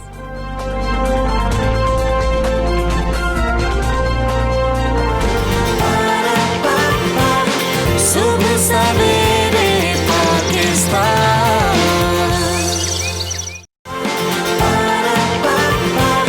सुबह सवेरे पाकिस्तान। मसाइल की दलदल में फंसे सिंध की बात कर लेते हैं, जिसके लिए सब परेशान हैं सिवाय सूबे पर हुक्मरानी करने वाली जमात के, जो मीडिया की चीखों पुकार पर कान धरती है, न आला अदालत के अहकामात की परवाह करती है। बिल्कुल हमजा, गुज़श्ता रोज़ कराची तजावुज़ात केस में chief justice supreme court justice Gulzar Ahmed Sindh सरकार पर बरस पड़े बरहमी का इजहार किया और दौरान समात उन्होंने रिमार्क्स दिए कि पूरे मुल्क में तरक्की हो रही है सिवाय सिंध के। बदकिस्मती है यहाँ पर कोई भी, या तो देखा जाए तो लंदन से, या तो कोई दुबई से या कनाडा से हुक्मरानी करता दिखाई देता है। थरपारकर की बात की कि आज भी लोग पीने के पानी के लिए तरस रहे हैं, एक आरओ प्लांट नहीं लगा वहाँ पर, 1500 मिलियन रुपए खर्च हो गए हैं। दौरान समात चीफ जस्टिस ने एडवोकेट जनरल सिंध को मुखातिब करते हुए ये भी कहा कि अपनी हुकूमत से पूछ कर बताएं क्या चाहते हैं आप, जाएं अंदरूने सिंध में खुद देखें क्या होता है, सब नजर आ जाएगा। बिल्कुल, और चीफ जस्टिस गुलजार अहमद ने ये भी रिमार्क्स दिए कि सिंध में हुकूमत है ही नहीं, ये एक नाला साफ नहीं करा सकते तो सूबा कैसे चलाएंगे, क्योंकि बहुत ही हम देखा कि समात में सख्त रिमार्क्स आए, बरहमी का इजहार भी किया गया है। इजहार बरहमी तो किया गया है। इस अहम मसले पर बात करेंगे, हमारे साथ मौजूद हैं साबिक एडमिनिस्ट्रेटर कराची फ़हीमुज़्ज़मा सिद्दीकी साहब। फ़हीमुज़्ज़मा सिद्दीकी साहब, अस्सलाम वालेकुम, good morning sir. Sir, Karachi की हम बात कर रहे हैं, मतलब कि इजहार बरहमी किया जाता है और ये भी कहा जाता है सिंध में काम नहीं हो रहा है, एक उम्मीद जाग उठती है शायद अब काम हो जाएगा। हुकूमत फिर क्या करती है, वफाक पर मामला डाल देती है और नाले वाला सारा मामला तो उन्होंने कहा कि ये नाले में ही बह जाएगी पाकिस्तान तहरीक इंसाफ। तो क्या हल है कोई, आपको नज़र आता है कि हम तो खुश होते हैं कि ऐसे रिमार्क्स आए हैं, अदालत ने कुछ डायरेक्शंस दी हैं, हालात बेहतर हो जाएंगे? देखिए, पहले तो आपका शुक्रिया प्रोग्राम में शामिल करने के लिए। देखिए, सुप्रीम कोर्ट जो बात कर रही है तो एक अमूमी सतह पे बात कर रही है। सिंध में, मैं बाकी जगहों का नहीं जानता, मगर सिंध में बहरहाल जो गवर्नेंस की जो सूरत हाल है वो जो आज के दौर के तकाजे हैं शायद उनको वो मैच नहीं करती। जहाँ तक इंक्रोचमेंट्स की बात है, नालों की बात है, देखिए अरबों रुपए थरपारकर में, थर में और इवन कराची में आरओ प्लांट्स लगाने के लिए खर्च किए गए। वो आरओ प्लांट्स जो हैं या तो बिजली नहीं है या बिजली जिस कंपनी ने, पाक ओएसिस ने वो आरओ प्लांट्स लगाए, वो लगा के वहाँ से हाथ झाड़ के चले गए। उसको सपोर्ट करने का कोई सेटअप नहीं है, कोई सिस्टम नहीं है। ये जो एक नॉन गवर्नेंस जिसको कह लीजिए, ये आपको हर चीज में नजर आता है। लेकिन नाले कुदरती नाले हैं जिनसे बारिश का पानी जो है वो सपोजिडली समंदर में जाना चाहिए। उनके ऊपर इंक्रोचमेंट्स हो गई, उनके साथ इंक्रोचमेंट्स हो गई। उसका नतीजा ये निकला कि उन नालों में, अच्छा, और फिर सबसे बड़ी बात, उन नालों में जो है डायरेक्ट स्विच कनेक्ट कर दिया गया। अच्छा, जब आप स्विच कनेक्ट कर देते हैं तो वो, चूंकि पानी जो है उसको, नाले कुदरती हैं और कुदरत ने, पानी ने अपना रास्ता बनाया, मगर वो रास्ता स्विच के लिए नहीं था। स्विच बहुत डेंस होता है, उसकी वो जम जाता है और नतीजतन वो नाले जो हैं वो भर जाते हैं। और मतलब एक ऐसा गोरख धंधा है जिसको अल्लाह ही सुधार सकता है। देखिए, अगर आप स्विच को साफ करने की, जो जब आप बात करते हैं ना नालों को साफ किया जाएगा, तो बेसिकली कचरे और स्विच से साफ करने की बात होती है। अच्छा, वो चूंकि जम गया है और वो चूंकि बहता नहीं है, कि पानी की को ग्रेडियंट एक मुख्तलिफ चाहिए, बहुत ओथले ग्रेडियंट में पानी बह जाता है, स्विच नहीं बहता। अच्छा, दोनों तरफ जब इंक्रोचमेंट्स हो जाती हैं तो इस बात का एक्सेस नहीं रहता कि मशीन इक्विपमेंट जाके उसको ग्रैब करके निकाल सके। अच्छा चलिए वो भी अगर हो गया, मसला ये कि आज आप उसको साफ करोगे, स्विच और कचरा तो पीछे से और आ रहा है, रोजाना की बुनियाद पे आ रहा है। तो एक ना जीत सकने वाली जो है ये एक लड़ाई है। अच्छा क्योंकि इन चीजों की समझदारी नहीं है, इनको समझते नहीं है हम, तो हम जो है सिर्फ और सिर्फ फाइटिंग द इफेक्ट्स, यानी जो असरात हैं उनसे लड़ते रहते हैं। बिल्कुल ऐसे ही सुप्रीम कोर्ट बिल्कुल फ़हीमुज़्ज़मान सिद्दीकी साहब, इससे देखा जाए तो कराची में जगह जगह पे तजावुज़ात हम लोगों को नज़र आते हैं। आप क्या समझते हैं, इसके पीछे कोई बड़े माफियाज कार फरमाए या फिर इनके पीछे कोई सियासी पुष्टपनाही है?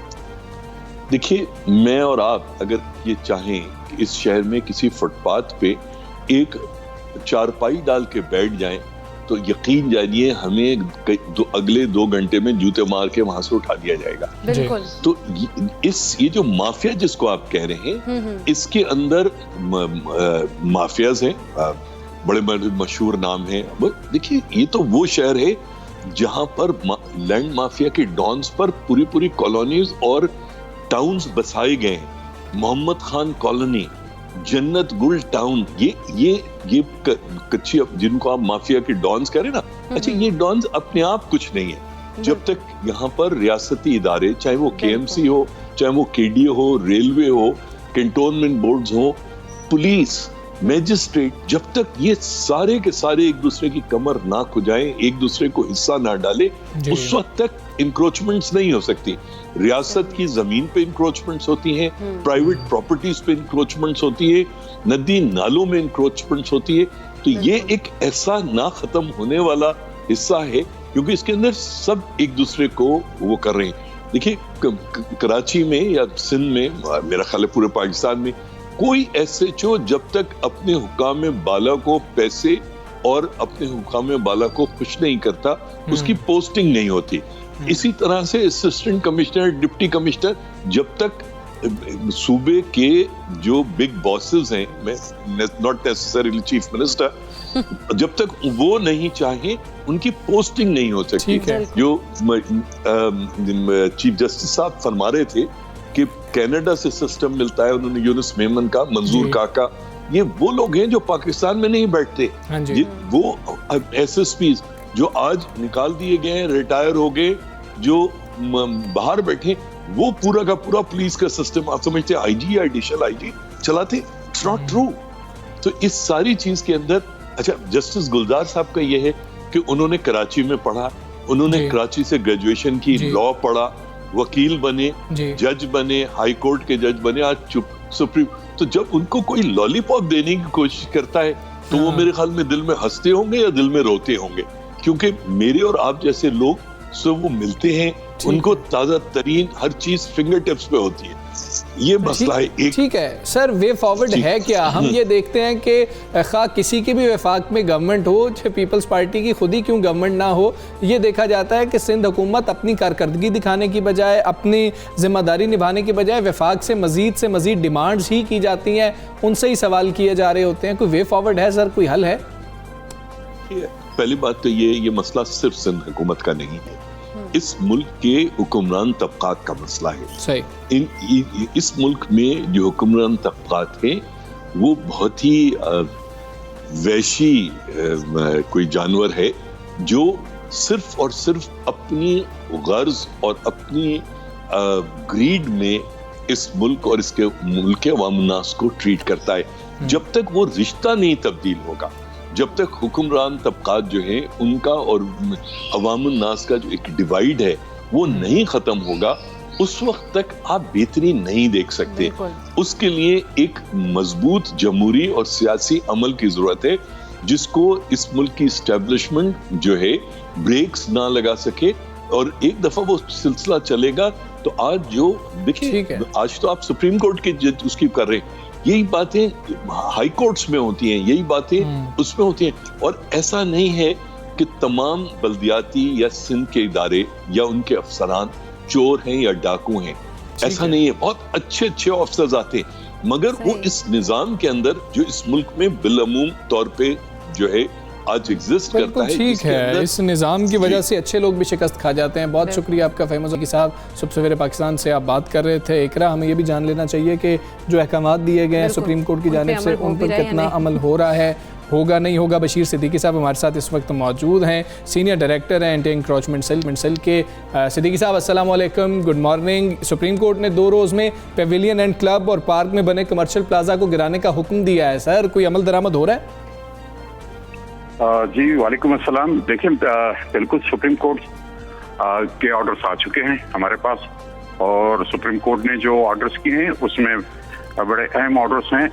जो आपने देखा होगा कि उन्होंने पवेलियन क्लब से लेके और अलादीन पार्क में जो 450 प्लाजा 450 शॉप्स बनी है प्लाजा के अंदर, उसके बारे के अंदर उन्होंने हिदायत जारी की है। एक एसटी प्लॉट है तकरीबन 3 से 3,500 गज का, जो कि प्लॉट है पार्क का, उसके लिए भी ऑर्डर्स किए हैं। आज इंशाल्लाह हम दोनों जगहों पे जो है हमारा ऑपरेशन करेंगे, और अभी तकरीबन 15 से 20 मिनट बाद हम ऑपरेशन जो है वो स्टार्ट कर देंगे।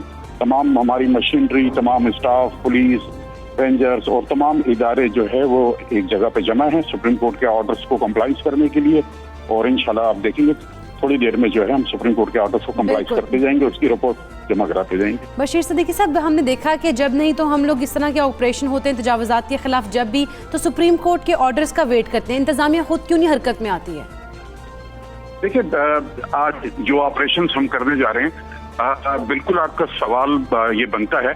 25 साल के लिए अलादीन पार्क को जो है वो लीज पर दिया गया था, और जो कि गैर कानूनी था। किसी भी प्राइवेट इदारे को सरकारी कोई चीज, उस पे हाई कोर्ट का स्टे था बाकायदा तौर पे।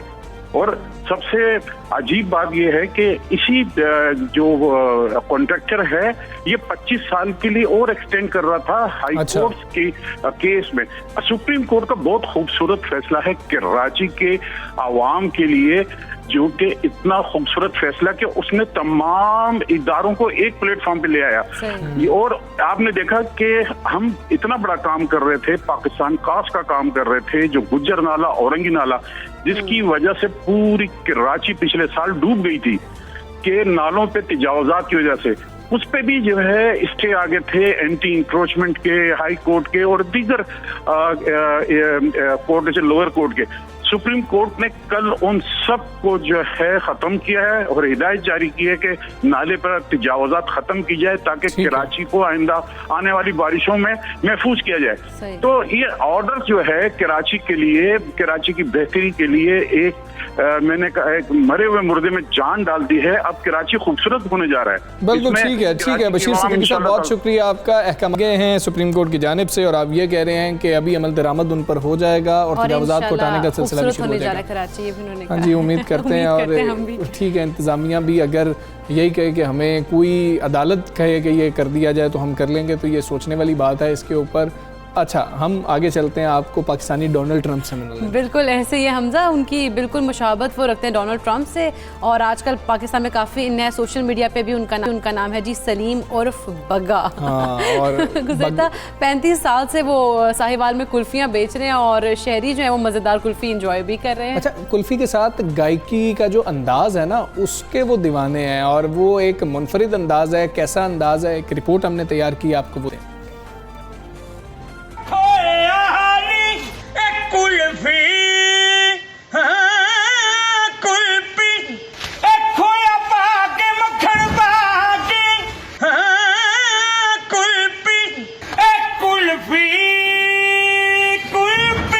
साहिवाल के शहरी इसकी मज़ेदार कुल्फ़ी के साथ इसके गायकी के अंदाज के भी दीवाने हैं, और लोग इसके मुनफरिद अंदाज़े फ़रोख्त से कुल्फ़ी खाने के लिए इसकी रेहड़ी पर दौड़े चले आते हैं।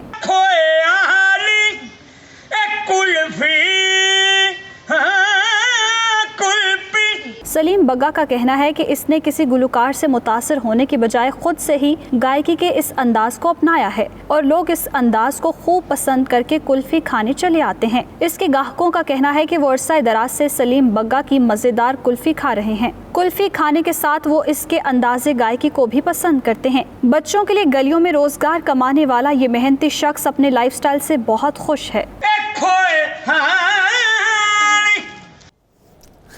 साहिवाल से उस्मान रज़ाक ने ये रिपोर्ट तैयार की, बड़ी बेहतरीन रिपोर्ट तैयार की है, बड़ी क्लासिकल ये जो है ना कुल्फ़ी है, जिस तरह से वो सुरीली कुल्फ़ी कह लिया जाए, जिस तरह से वो राग लगाने की कोशिश कर रहे हैं और लोग जो हैं वो खासे खुश होते हैं। बड़े बड़े अलग अंदाज होते हैं, हम अक्सर देखते हैं कि बड़े अलग अंदाज हैं, लोग कोई गोलगप्पे बेच रहा है तो उसका एक अलग अंदाज होता है। जो ये पाकिस्तानी ट्रम्प ने कुल्फ़ी बेची है ये तो बहुत ज़बरदस्त है। और इसके अलावा हमजा 1 पाउंड फिश वाला भी यही था। हाँ, किसको नहीं याद होगा 1 पाउंड फिश भी ऐसा ट्रेंड चला था, उस पर भी तौबा, उस पर भी बहुत सोशल मीडिया पर गाना था वो, फिर प्रॉपर जो है वो गाना उन्होंने जो है प्रोड्यूस किया, डायरेक्ट हुआ, तो ये भी टैलेंट है जी।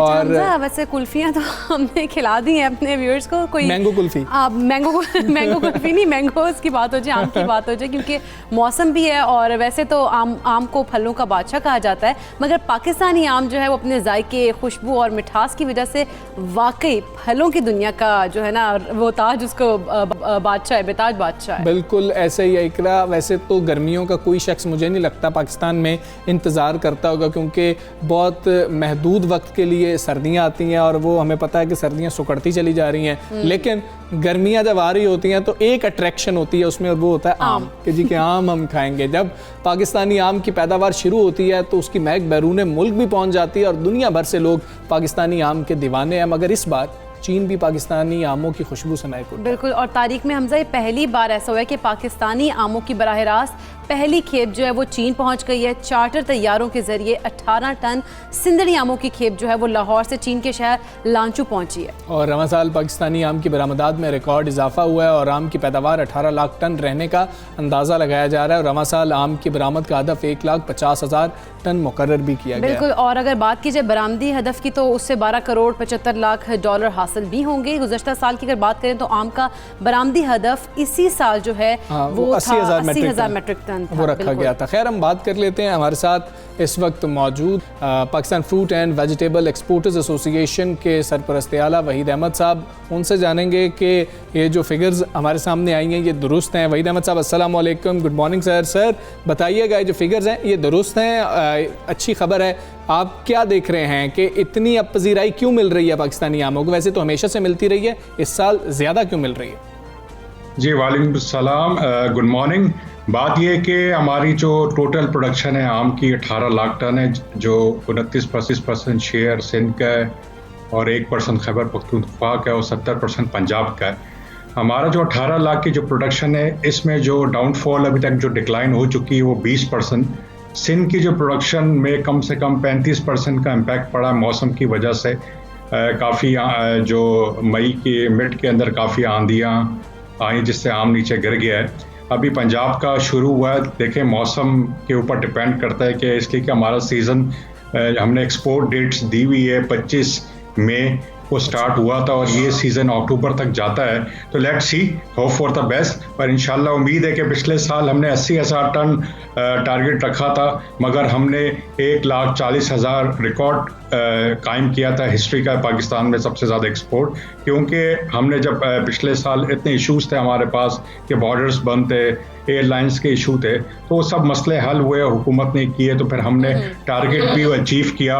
बात ये कि जो आपने डिमांड की बात की कैसे इंक्रीज़ हुई, हमारे all Pakistan food exporter association की जो मार्केटिंग है वो स्ट्रेटजी जो कर रहे हैं पूरे वर्ल्ड के अंदर, और ख़ासकर मैं मीडिया को शुक्रिया अदा करूँगा कि जिस तरह प्रमोट मीडिया कर रहा है आम को, हर चैनल इस बात को कर रहा है या न्यूज़पेपर बात कर रहा है, तो ये इंटरनेशनली खबर जाती है। और हम भी यही करते हैं कि जी मार्केटिंग हो, इसके फ़ायदे क्या हैं आम के। और बात ये कि जब से ये कोविड आया है तो लोग हेल्दी लाइफस्टाइल पे चले गए, लोगों ने अपनी फ्रूट्स एंड और वेजिटेबल जो है ज़्यादा कंज्यूम करना शुरू कर दिया है। तो ये एक बेनिफिट है, क्योंकि जो मैंगो है फुल ऑफ विटामिन सी है और आपका जो इम्यून सिस्टम को बेहतर करता है। बात यह कि आपने जो बात की चाइना की, ज़रा सा ये मैं क्लियर कर दूँ, चाइना पहली बार नहीं गया आम, चाइना खुला है 2004 में, मगर अनफॉर्चुनेटली हुकूमत ने कोई मार्केटिंग स्ट्रेटजी नहीं बनाई। अभी भी हमने हुकूमत को 5 साल का प्लान दिया है कि अभी हम 6-7वें नंबर पे दुनिया के एक्सपोर्ट नंबर, हमने उनको 5 साल का प्लान में ये बताया है कि हम 5 साल में 3रे नंबर पे आ सकते हैं मैंगो के एक्सपोर्ट में, प्रोडक्ट वॉल्यूम वाइज और वैल्यू वाइज। हमें वैल्यू जो है अपनी अच्छी हासिल करनी है, और चाइना के लिए हमने उनको कहा है कि चाइना दुनिया का सेकंड लार्जेस्ट प्रोड्यूसर है मैंगो का, और अगर हम यहाँ पे अपनी मार्केटिंग स्ट्रेटजी करें तो हम ये बहुत बड़ी मार्केट बना सकते हैं, क्योंकि चाइना का सीजन जून में ख़त्म हो जाता है, तो आगे हम जो है स्ट्रेटजी क्या करनी है कि चाइना एक अरब से ज़्यादा आबादी है, हमने वहाँ पे सुपरमार्केट्स में जो रिटेल बिल्कुल वहीद अहमद साहब इस बारे कहिएगा, क्योंकि आपने चाइना की बात की कि वहाँ पर सिंदड़ी आमों को जो है एक्सपोर्ट हम लोग कर रहे हैं उसकी, तो सिंदड़ी के अलावा पाकिस्तान के जो दूसरे आम है, दूसरी इकसाम है, वो भी उनके जैसे चौंसा हो गया, अनवर अटोल हो गया, इस किस्म के जो आम है वो भी चाइना में भेजे जाएंगे, उनको वो भी एक्सपोर्ट किए जाएंगे?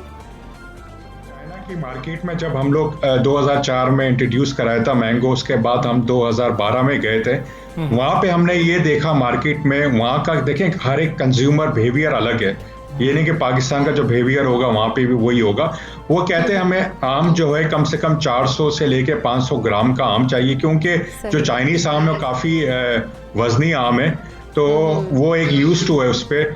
फिर हम लोगों ने वहाँ मार्केटिंग मतलब कि वहाँ पे जब हमने टेस्टिंग कराई मैंगो की, तो हमने ये देखा है कि उठा आम कोई नहीं रहा है, जब खा रहा है तो फिर वो आम को उठा रहा है, क्योंकि हमारे आम का जो है अपीयरेंस जो है ना, वो उसको हमने साफ करना है, उसकी कॉस्मेटिक लुक को क्लियर करना है, हमारी जो हार्वेस्टिंग तरीक़ेकार है उसको हमने बेहतरीन करना है, मॉडर्नाइज सिस्टम पे हमें जाना पड़ेगा। हमारे यहाँ पाकिस्तान में क्या अनफॉर्चुनेटली 99.9% जो दरख्त लगे हैं वो 40 फुट तक हैं, आम तोड़ते तोड़ते 30% तो दरख्तों पे ख़राब हो जाता है आम, और फिर डंडों से टूटता है, तो फिर उसकी जो अपीयरेंस है वो नहीं आती।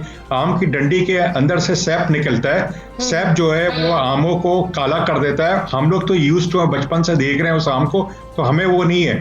इंटरनेशनली मार्केट में सीन एंड बिलीविंग, पहले आम की जो है खूबसूरती देखी जाती है, फिर टेस्ट सेकंड आता है। तो हम यही हुकूमत को कह रहे हैं कि लॉन्ग टर्म पे जो दरख्त लगे वो हाइट में कम लगे 8 फुट तक, और बात ये कि हम कॉस्ट ऑफ पाकिस्तान का आज सबसे बड़ा इशू एग्रीकल्चर में कॉस्ट ऑफ प्रोडक्शन है, जिसमें अगर आप किसी चीज़ में भी ले लें, वीट में ले लें, कॉटन में ले लें, शुगर में ले लें, फ्रूट एंड वेजिटेबल, मैंगो में ले लें, मैं कंपेयर अगर दुनिया से करूँगा हम बहुत पीछे चल। मैं मैंगो का एग्जांपल देता हूँ, हम 1 एकड़ में अगर 2 से 3 टन निकाल रहे हैं, दुनिया 10 टन निकाल रही है मैंगो, तो हम इतना पीछे है।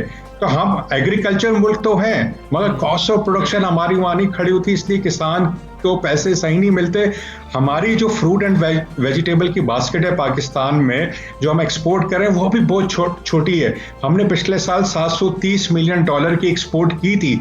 हम हुकूमत को कह रहे हैं कि हमारी बास्केट बढ़ाएं, न्यू प्रोडक्ट, न्यू वैरायटीज हमें चाहिए, तो हम अपनी एक्सपोर्ट बढ़ा सकते हैं। हमने 10 साल का भी प्लान हुकूमत को दे दिया, अब हुकूमत के पास बॉल है, वो अब इसको इम्प्लीमेंट करें।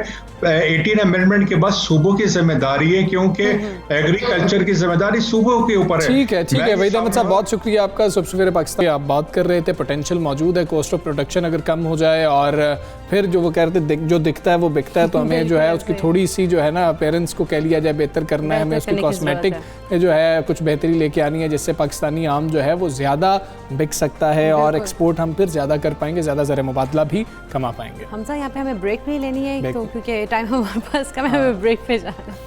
Stay with us.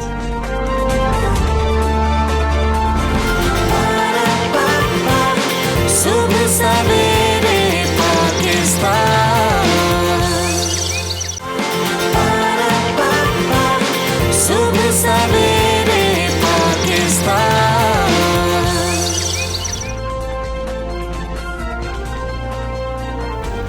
Ji welcome back to सुबह सवेरे पाकिस्तान। और एक शेर आपकी समातों की नज़र, एक मुद्दत से मेरी माँ नहीं सोई ताबिश, मैंने एक बार कहा था मुझे डर लगता है। इस मशहूर ज़माना शेर के खालिक मशहूर शायर अब्बास ताबिश साहब आज अपनी 60वीं सालगिरह मना रहे हैं। बिल्कुल हमजा, 15 जून 1961 को मैलसी ज़िला विहाड़ी में आंख खोलने वाले अब्बास ताबिश की अब तक 6 शायरी तसानीफ आ चुकी हैं और एक शायरी इंतखाब भी आ चुका है। हाँ जी, और वो शकील जाजिब साहब ने जो है वो उधर से, और 2 अभी हमें अब्बास ताबिश साहब ने बताया कि भारत से भी जो है 2 इंतखाब जो हैं वो भी छप रहे हैं। एक तो रेख्ता, हम सब वाकिफ़ हैं रेख्ता से, उनकी जानिब से जो है छापा जा रहा है। और अब्बास ताबिश साहब मौजूदा अगर हम देखें दौर में गज़ल के नुमाइंदा शायर हैं, और क्या कौन कौन से अशार हम आपको सुनाए? हम तो कोशिश करेंगे कि उन्हीं से सुने। आज हमने उनको क्योंकि स्टूडियो में बुलाया है और अब्बास ताबी साहब को हम वेलकम करते हैं। वेलकम सर और happy birthday. Happy birthday. Thank you. अच्छा सर, वैसे बचपन की बर्थडे की अगर बात की जाए, बचपन की सालगिरह और अब की सालगिरह कैसा लगता है? असल में जिस फैमिली में मैंने आँख खोली वहाँ गुर्बत थी, तो हमें नहीं मालूम कि सालगिरह भी कोई चीज़ होती थी। अच्छा जी हाँ। तो ये तो बहुत बाद में पता चला कि बर्थडे होती है, उसे सेलिब्रेट और किया ये खुशी का जाता दिन है। होता है। तो ज़ाहिर है बचपन की जो खुशियाँ हैं वो मैं अब समेट रहा हूँ। हाँ। शायद बचपन अब आया है। क्या बात है। अच्छा, एक बहुत अहम जो है ना चीज़ साथ ये भी है कि अब्बास ताबी साहब 60 बरस के हो गए, ये उस्ताद हैं और पता नहीं कितने शायर हैं जिनके ये उस्ताद हैं, कितने अदीब हैं जिनके ये उस्ताद हैं, और 60 बरस जब मुकम्मल हो जाते हैं तो मेरा ख्याल है कि सर सालगिरह जब 60 बरस मुकम्मल एक उस्ताद के हो रहे होते हैं, वो रिटायर हो रहा होता है। कल आप रिटायर भी हुए, 30 साल से ज़्यादा आपकी सर्विस रही, तो ये खुशी का मौका है, गम का मौका है, क्या आप इस दिन को कैसे देख रहे हैं?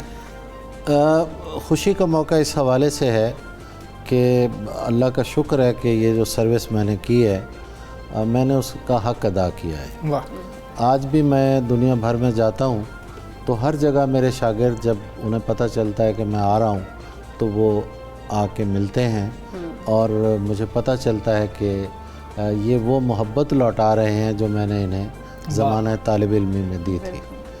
तो बस यही है कि मोहब्बत अगर उस्ताद दे अपने स्टूडेंट्स को तो ये हो नहीं सकता कि वो बड़े हो के मोहब्बत ना लौटाएं। हमारे कुछ असातिज़ा को शिकायत होती है कि स्टूडेंट्स जो हैं वो बाद में पूछते नहीं हैं। तो मैं उन्हें कहता हूँ कि कोई भी आदमी उस्ताद हो या किसी भी शोबे का हो, अगर उसे मोहब्बत पलट के नहीं मिलती तो वो समझ ले कि उसकी अपनी मोहब्बत में कोई खोट था। अगर आपने सही मोहब्बत दी होती तो वो ज़रूर मोहब्बत मिलती। और मेरा ये ईमान है। अब्बास ताबी साहब जो हैं वो मोहब्बतें समेट रहे हैं। आज भी बड़ी मुश्किल से हमने कहा कि आप वक्त हमारे लिए निकालें। उनके स्टूडेंट्स ने कई तकारीब जो हैं उनका इनकाद वो करेंगे और हमने ज़रा इनको जल्दी फिर बुला लिया। हमने कहा कि आप सुबह जल्दी उठें और हमारे पास आएँ। सर गज़ल की बात करते हैं जी। चलता रहने दो मियाँ सिलसिला दिलदारी का, आशिकी दीन नहीं है कि मुकम्मल हो जाए। अभी एक और शेर हमने पढ़ा, आप क्या समझते हैं तारुफ़ी शेर जो आपका है वो कितनी खुशी होती है कि माँ के साथ निस्बत है, और तारुफ़ी शेर ऐसा है, वालिद साहब आपके जो हैं, आप मेरे ख्याल मैट्रिक में थे जब छोड़ के चले गए, और फिर वालिदा से जो आपका लगा हुआ है, आपको कितनी खुशी होती है जब ये शेर आपका तारुफ़ी शेर होता है? बहुत खुशी होती है। बहुत मैं अल्लाह का शुक्र अदा करता हूँ कि जहाँ जहाँ ये शेर पहुँचा हुआ है मुझे मालूम भी नहीं है, मैं वहाँ तक पहुँचा नहीं हूँ।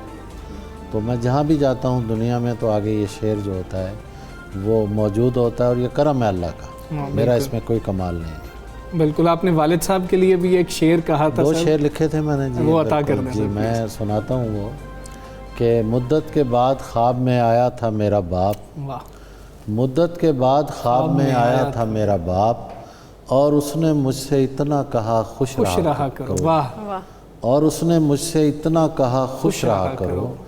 पहले तो उसने गम के फ़वाइद बयां किए, पहले तो उसने गम के फ़वाइद बयां किए, फिर वक्फ़ा लेके कहने लगा खुश रहा करो। वाह वाह वाह वाह, क्या बात है। अब हम आपसे यही दरख्वास्त करेंगे कि हमें और जो सुनने वाले हैं, देखने वाले हैं, कि गज़ल अगर आप अता करने से।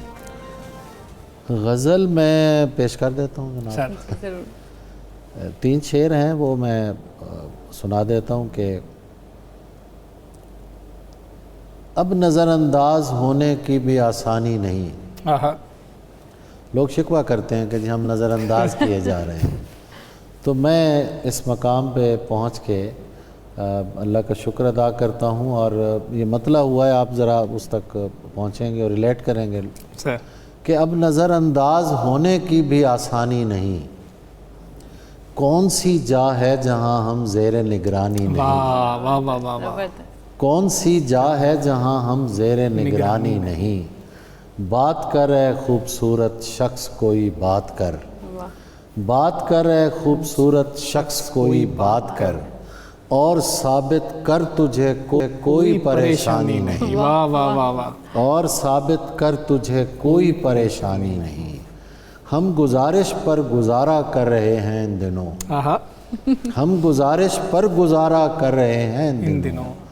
तुझसे तुझको छीन लेने की अभी ठानी नहीं। वाह वाह वाह वाह सर, क्या बात है। अच्छा सर, हम ये देखते हैं कि हम आज चाह रहे थे कि हम आपको बुलाएं, आपसे बड़ी दरख्वास्त भी की कि आप वक्त निकालिए। हम बात कर लें शायरों की, हम किसी अदीब की बात कर लें। ऐसा क्यों है हमारे माशरे के अंदर या हमारी सोसाइटी के अंदर कि हम लोगों को वो क्रेडिट नहीं देना चाहते, ड्यू क्रेडिट नहीं देना चाहते जब वो लिविंग लेजेंड्स हमारे साथ मौजूद हैं?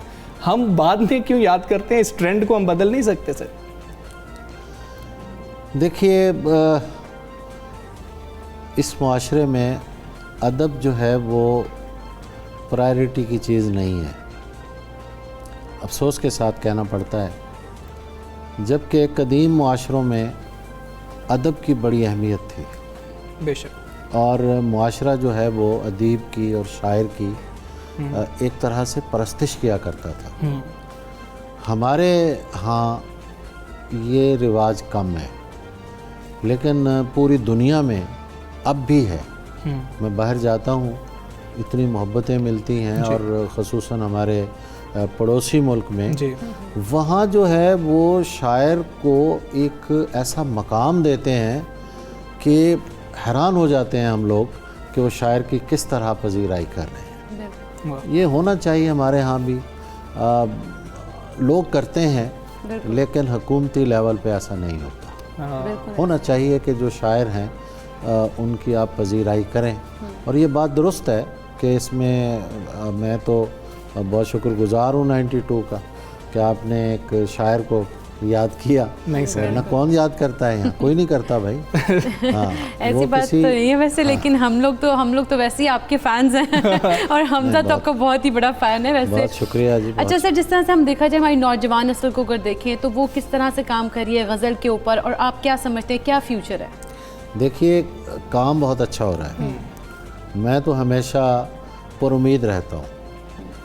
देखिए, एक ही वक्त में किसी भी शोबे में आप म्यूज़िक को ले लें तो क्या सारा म्यूज़िक जो है वो अच्छा हो रहा है? नहीं हो रहा। बिल्कुल दुरुस्त बात है। उसमें कुछ होता है म्यूज़िक जो उस अहद से निकल के आगे ट्रैवल करता है। ठीक है, शायरी का भी यही हाल है। मीर और सौदा का ज़माना देख लें तो उसमें बेशुमार शायर थे जो ट्रैश लिखते थे। ऐसा ही है। तो आज भी ऐसा हो रहा है। सिर्फ फ़र्क ये पड़ा कि सोशल मीडिया अब वो ट्रैश हमारे सामने ले आता है, उस ज़माने में नहीं आता था। ठीक है, बिल्कुल। तो वो ट्रैश उसमें सामने आता है और उसी तरह ही चला जाता है। तुमको परेशान होने की ज़रूरत नहीं। सर, नौजवानों को मशवरा क्या देंगे कि सफ़े के शायर बने या मुशायरे के शायर बने? दोनों के बने। अच्छा। बिल्कुल। मैं कहता हूँ कि सफ़े पर भी आपको नज़र आना चाहिए और मुशायरे में भी नज़र आना चाहिए, क्योंकि अब जो है ना ये ऑडियो विजुअल का ज़माना है। हाँ जी। मुझे नहीं मालूम कि आने वाले 50-100 बरस में किताब रहेगी या नहीं रहेगी, लेकिन ये मुझे मालूम है कि जो यूट्यूब पे चीज़ें पड़ी हैं वो ज़रूर रहेंगी। बिल्कुल ठीक है। वीडियो रिकॉर्ड रहेगा। नई फॉर्म कोई आ जाएगी, उसमें वीडियो फॉर्म में, ऑडियो फॉर्म में वो चीज़ें जो है वो रह जाएंगी। मैं इसकी मिसाल देता हूँ आपको। एक साहब होते थे लुत्फुल्लाह खान कराची में। अच्छा। उन्होंने एक ऑडियो लाइब्रेरी बनाई हुई थी। कोई भी शायर आया तो वो अपना उस ज़माने का टेप रिकॉर्डर ले जाते तो रिकॉर्ड कर लेते। कोई शायर ऐसा नहीं है जिसकी घंटों की ऑडियो उनके पास ना हो। उनका इंतकाल हो गया।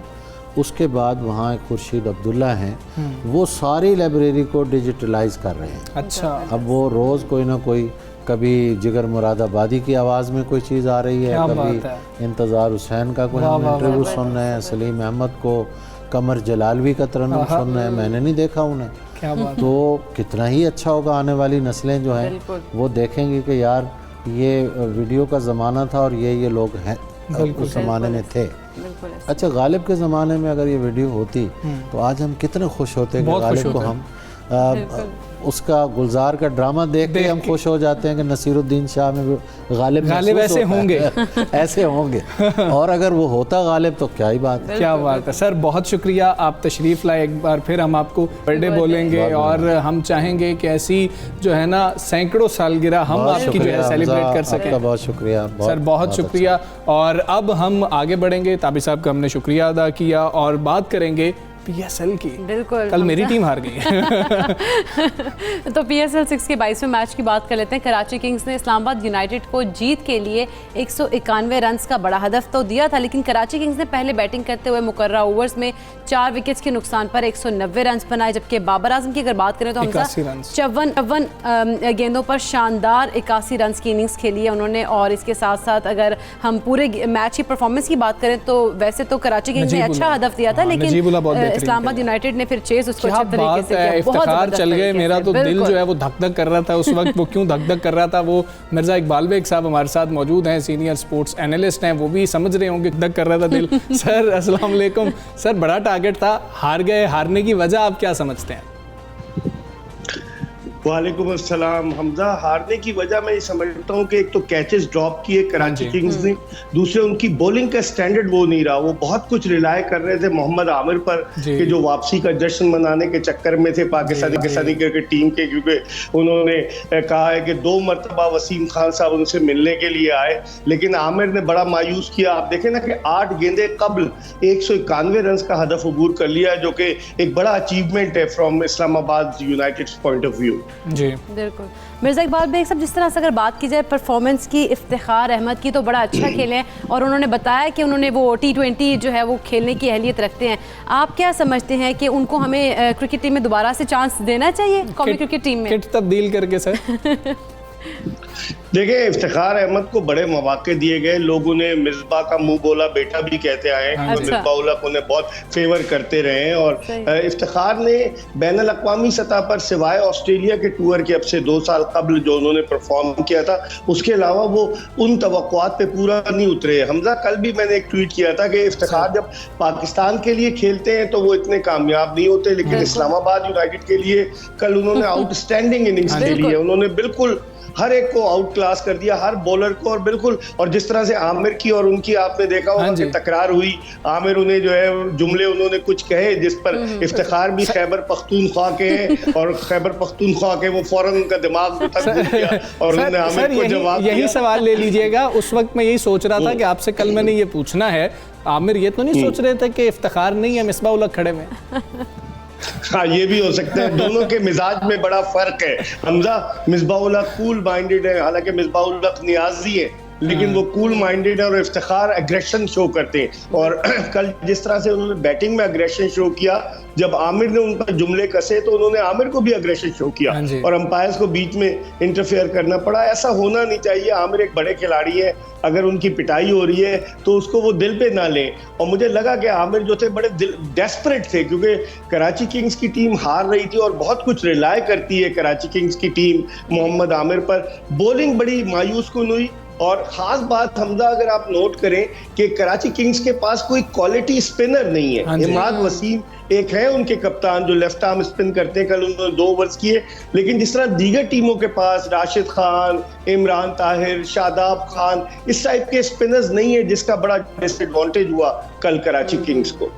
ठीक है मिर्ज़ा इकबाल बेग साहब, अगर हम देखें बाबर आजम की बैटिंग तो वो हमें इम्प्रूव होती हुई तो नज़र आती है। उनके शॉट्स भी हमें नज़र आ रहे होते हैं कि वो अच्छे शॉट्स खेलते हैं। हम कभी देखते हैं कि उनका स्ट्राइक रेट बहुत कम हो जाता है, कभी स्ट्राइक रेट बेहतर हो जाता है। ये कशमकश है कि जो T20 उनको खेलना चाहिए या नहीं खेलना चाहिए, और फिर ओपनिंग करनी चाहिए नहीं करनी चाहिए पे सवालात उठाता है। स्कोर किए जा रहे हैं, लेकिन कहाँ पर उनकी कमी है जिस वजह से हम उन पर तनकीद भी करते हैं सब?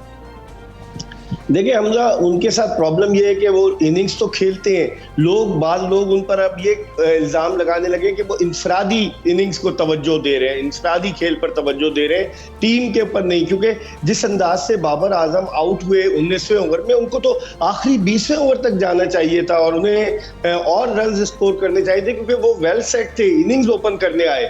एक आदमी इनिंग्स के आगाज से 18वें 19वें ओवर तक रहता है क्रीज पर, तो उसको तो गेंद फुटबॉल की तरह नजर आ रही होती। तो बाबर आजम ने ऐसा नहीं किया। दोनों मैचेस जो हारी है कराची किंग्स, दोनों में उन्होंने अगरचे रन्स किए लेकिन उनकी टीम फतह से हमकिनार नहीं हो सकी। ये लम्हे फिक्रिया है। बाबर आजम को बैठकर सोचना होगा कि वो मैच विनिंग बैट्समैन का रूप कैसे इख्तियार कर सकते हैं। अच्छा सर, ये भी बता दीजिएगा हमें कि अब हम देख रहे हैं तो हमें कुछ समझ लग रही है कि अच्छा ये प्लेयर्स जो हैं इनको शायद कंसीडर किया जा सकता है, शायद ये T20 वर्ल्ड कप के लिए हमारे लिए बेहतर होंगे।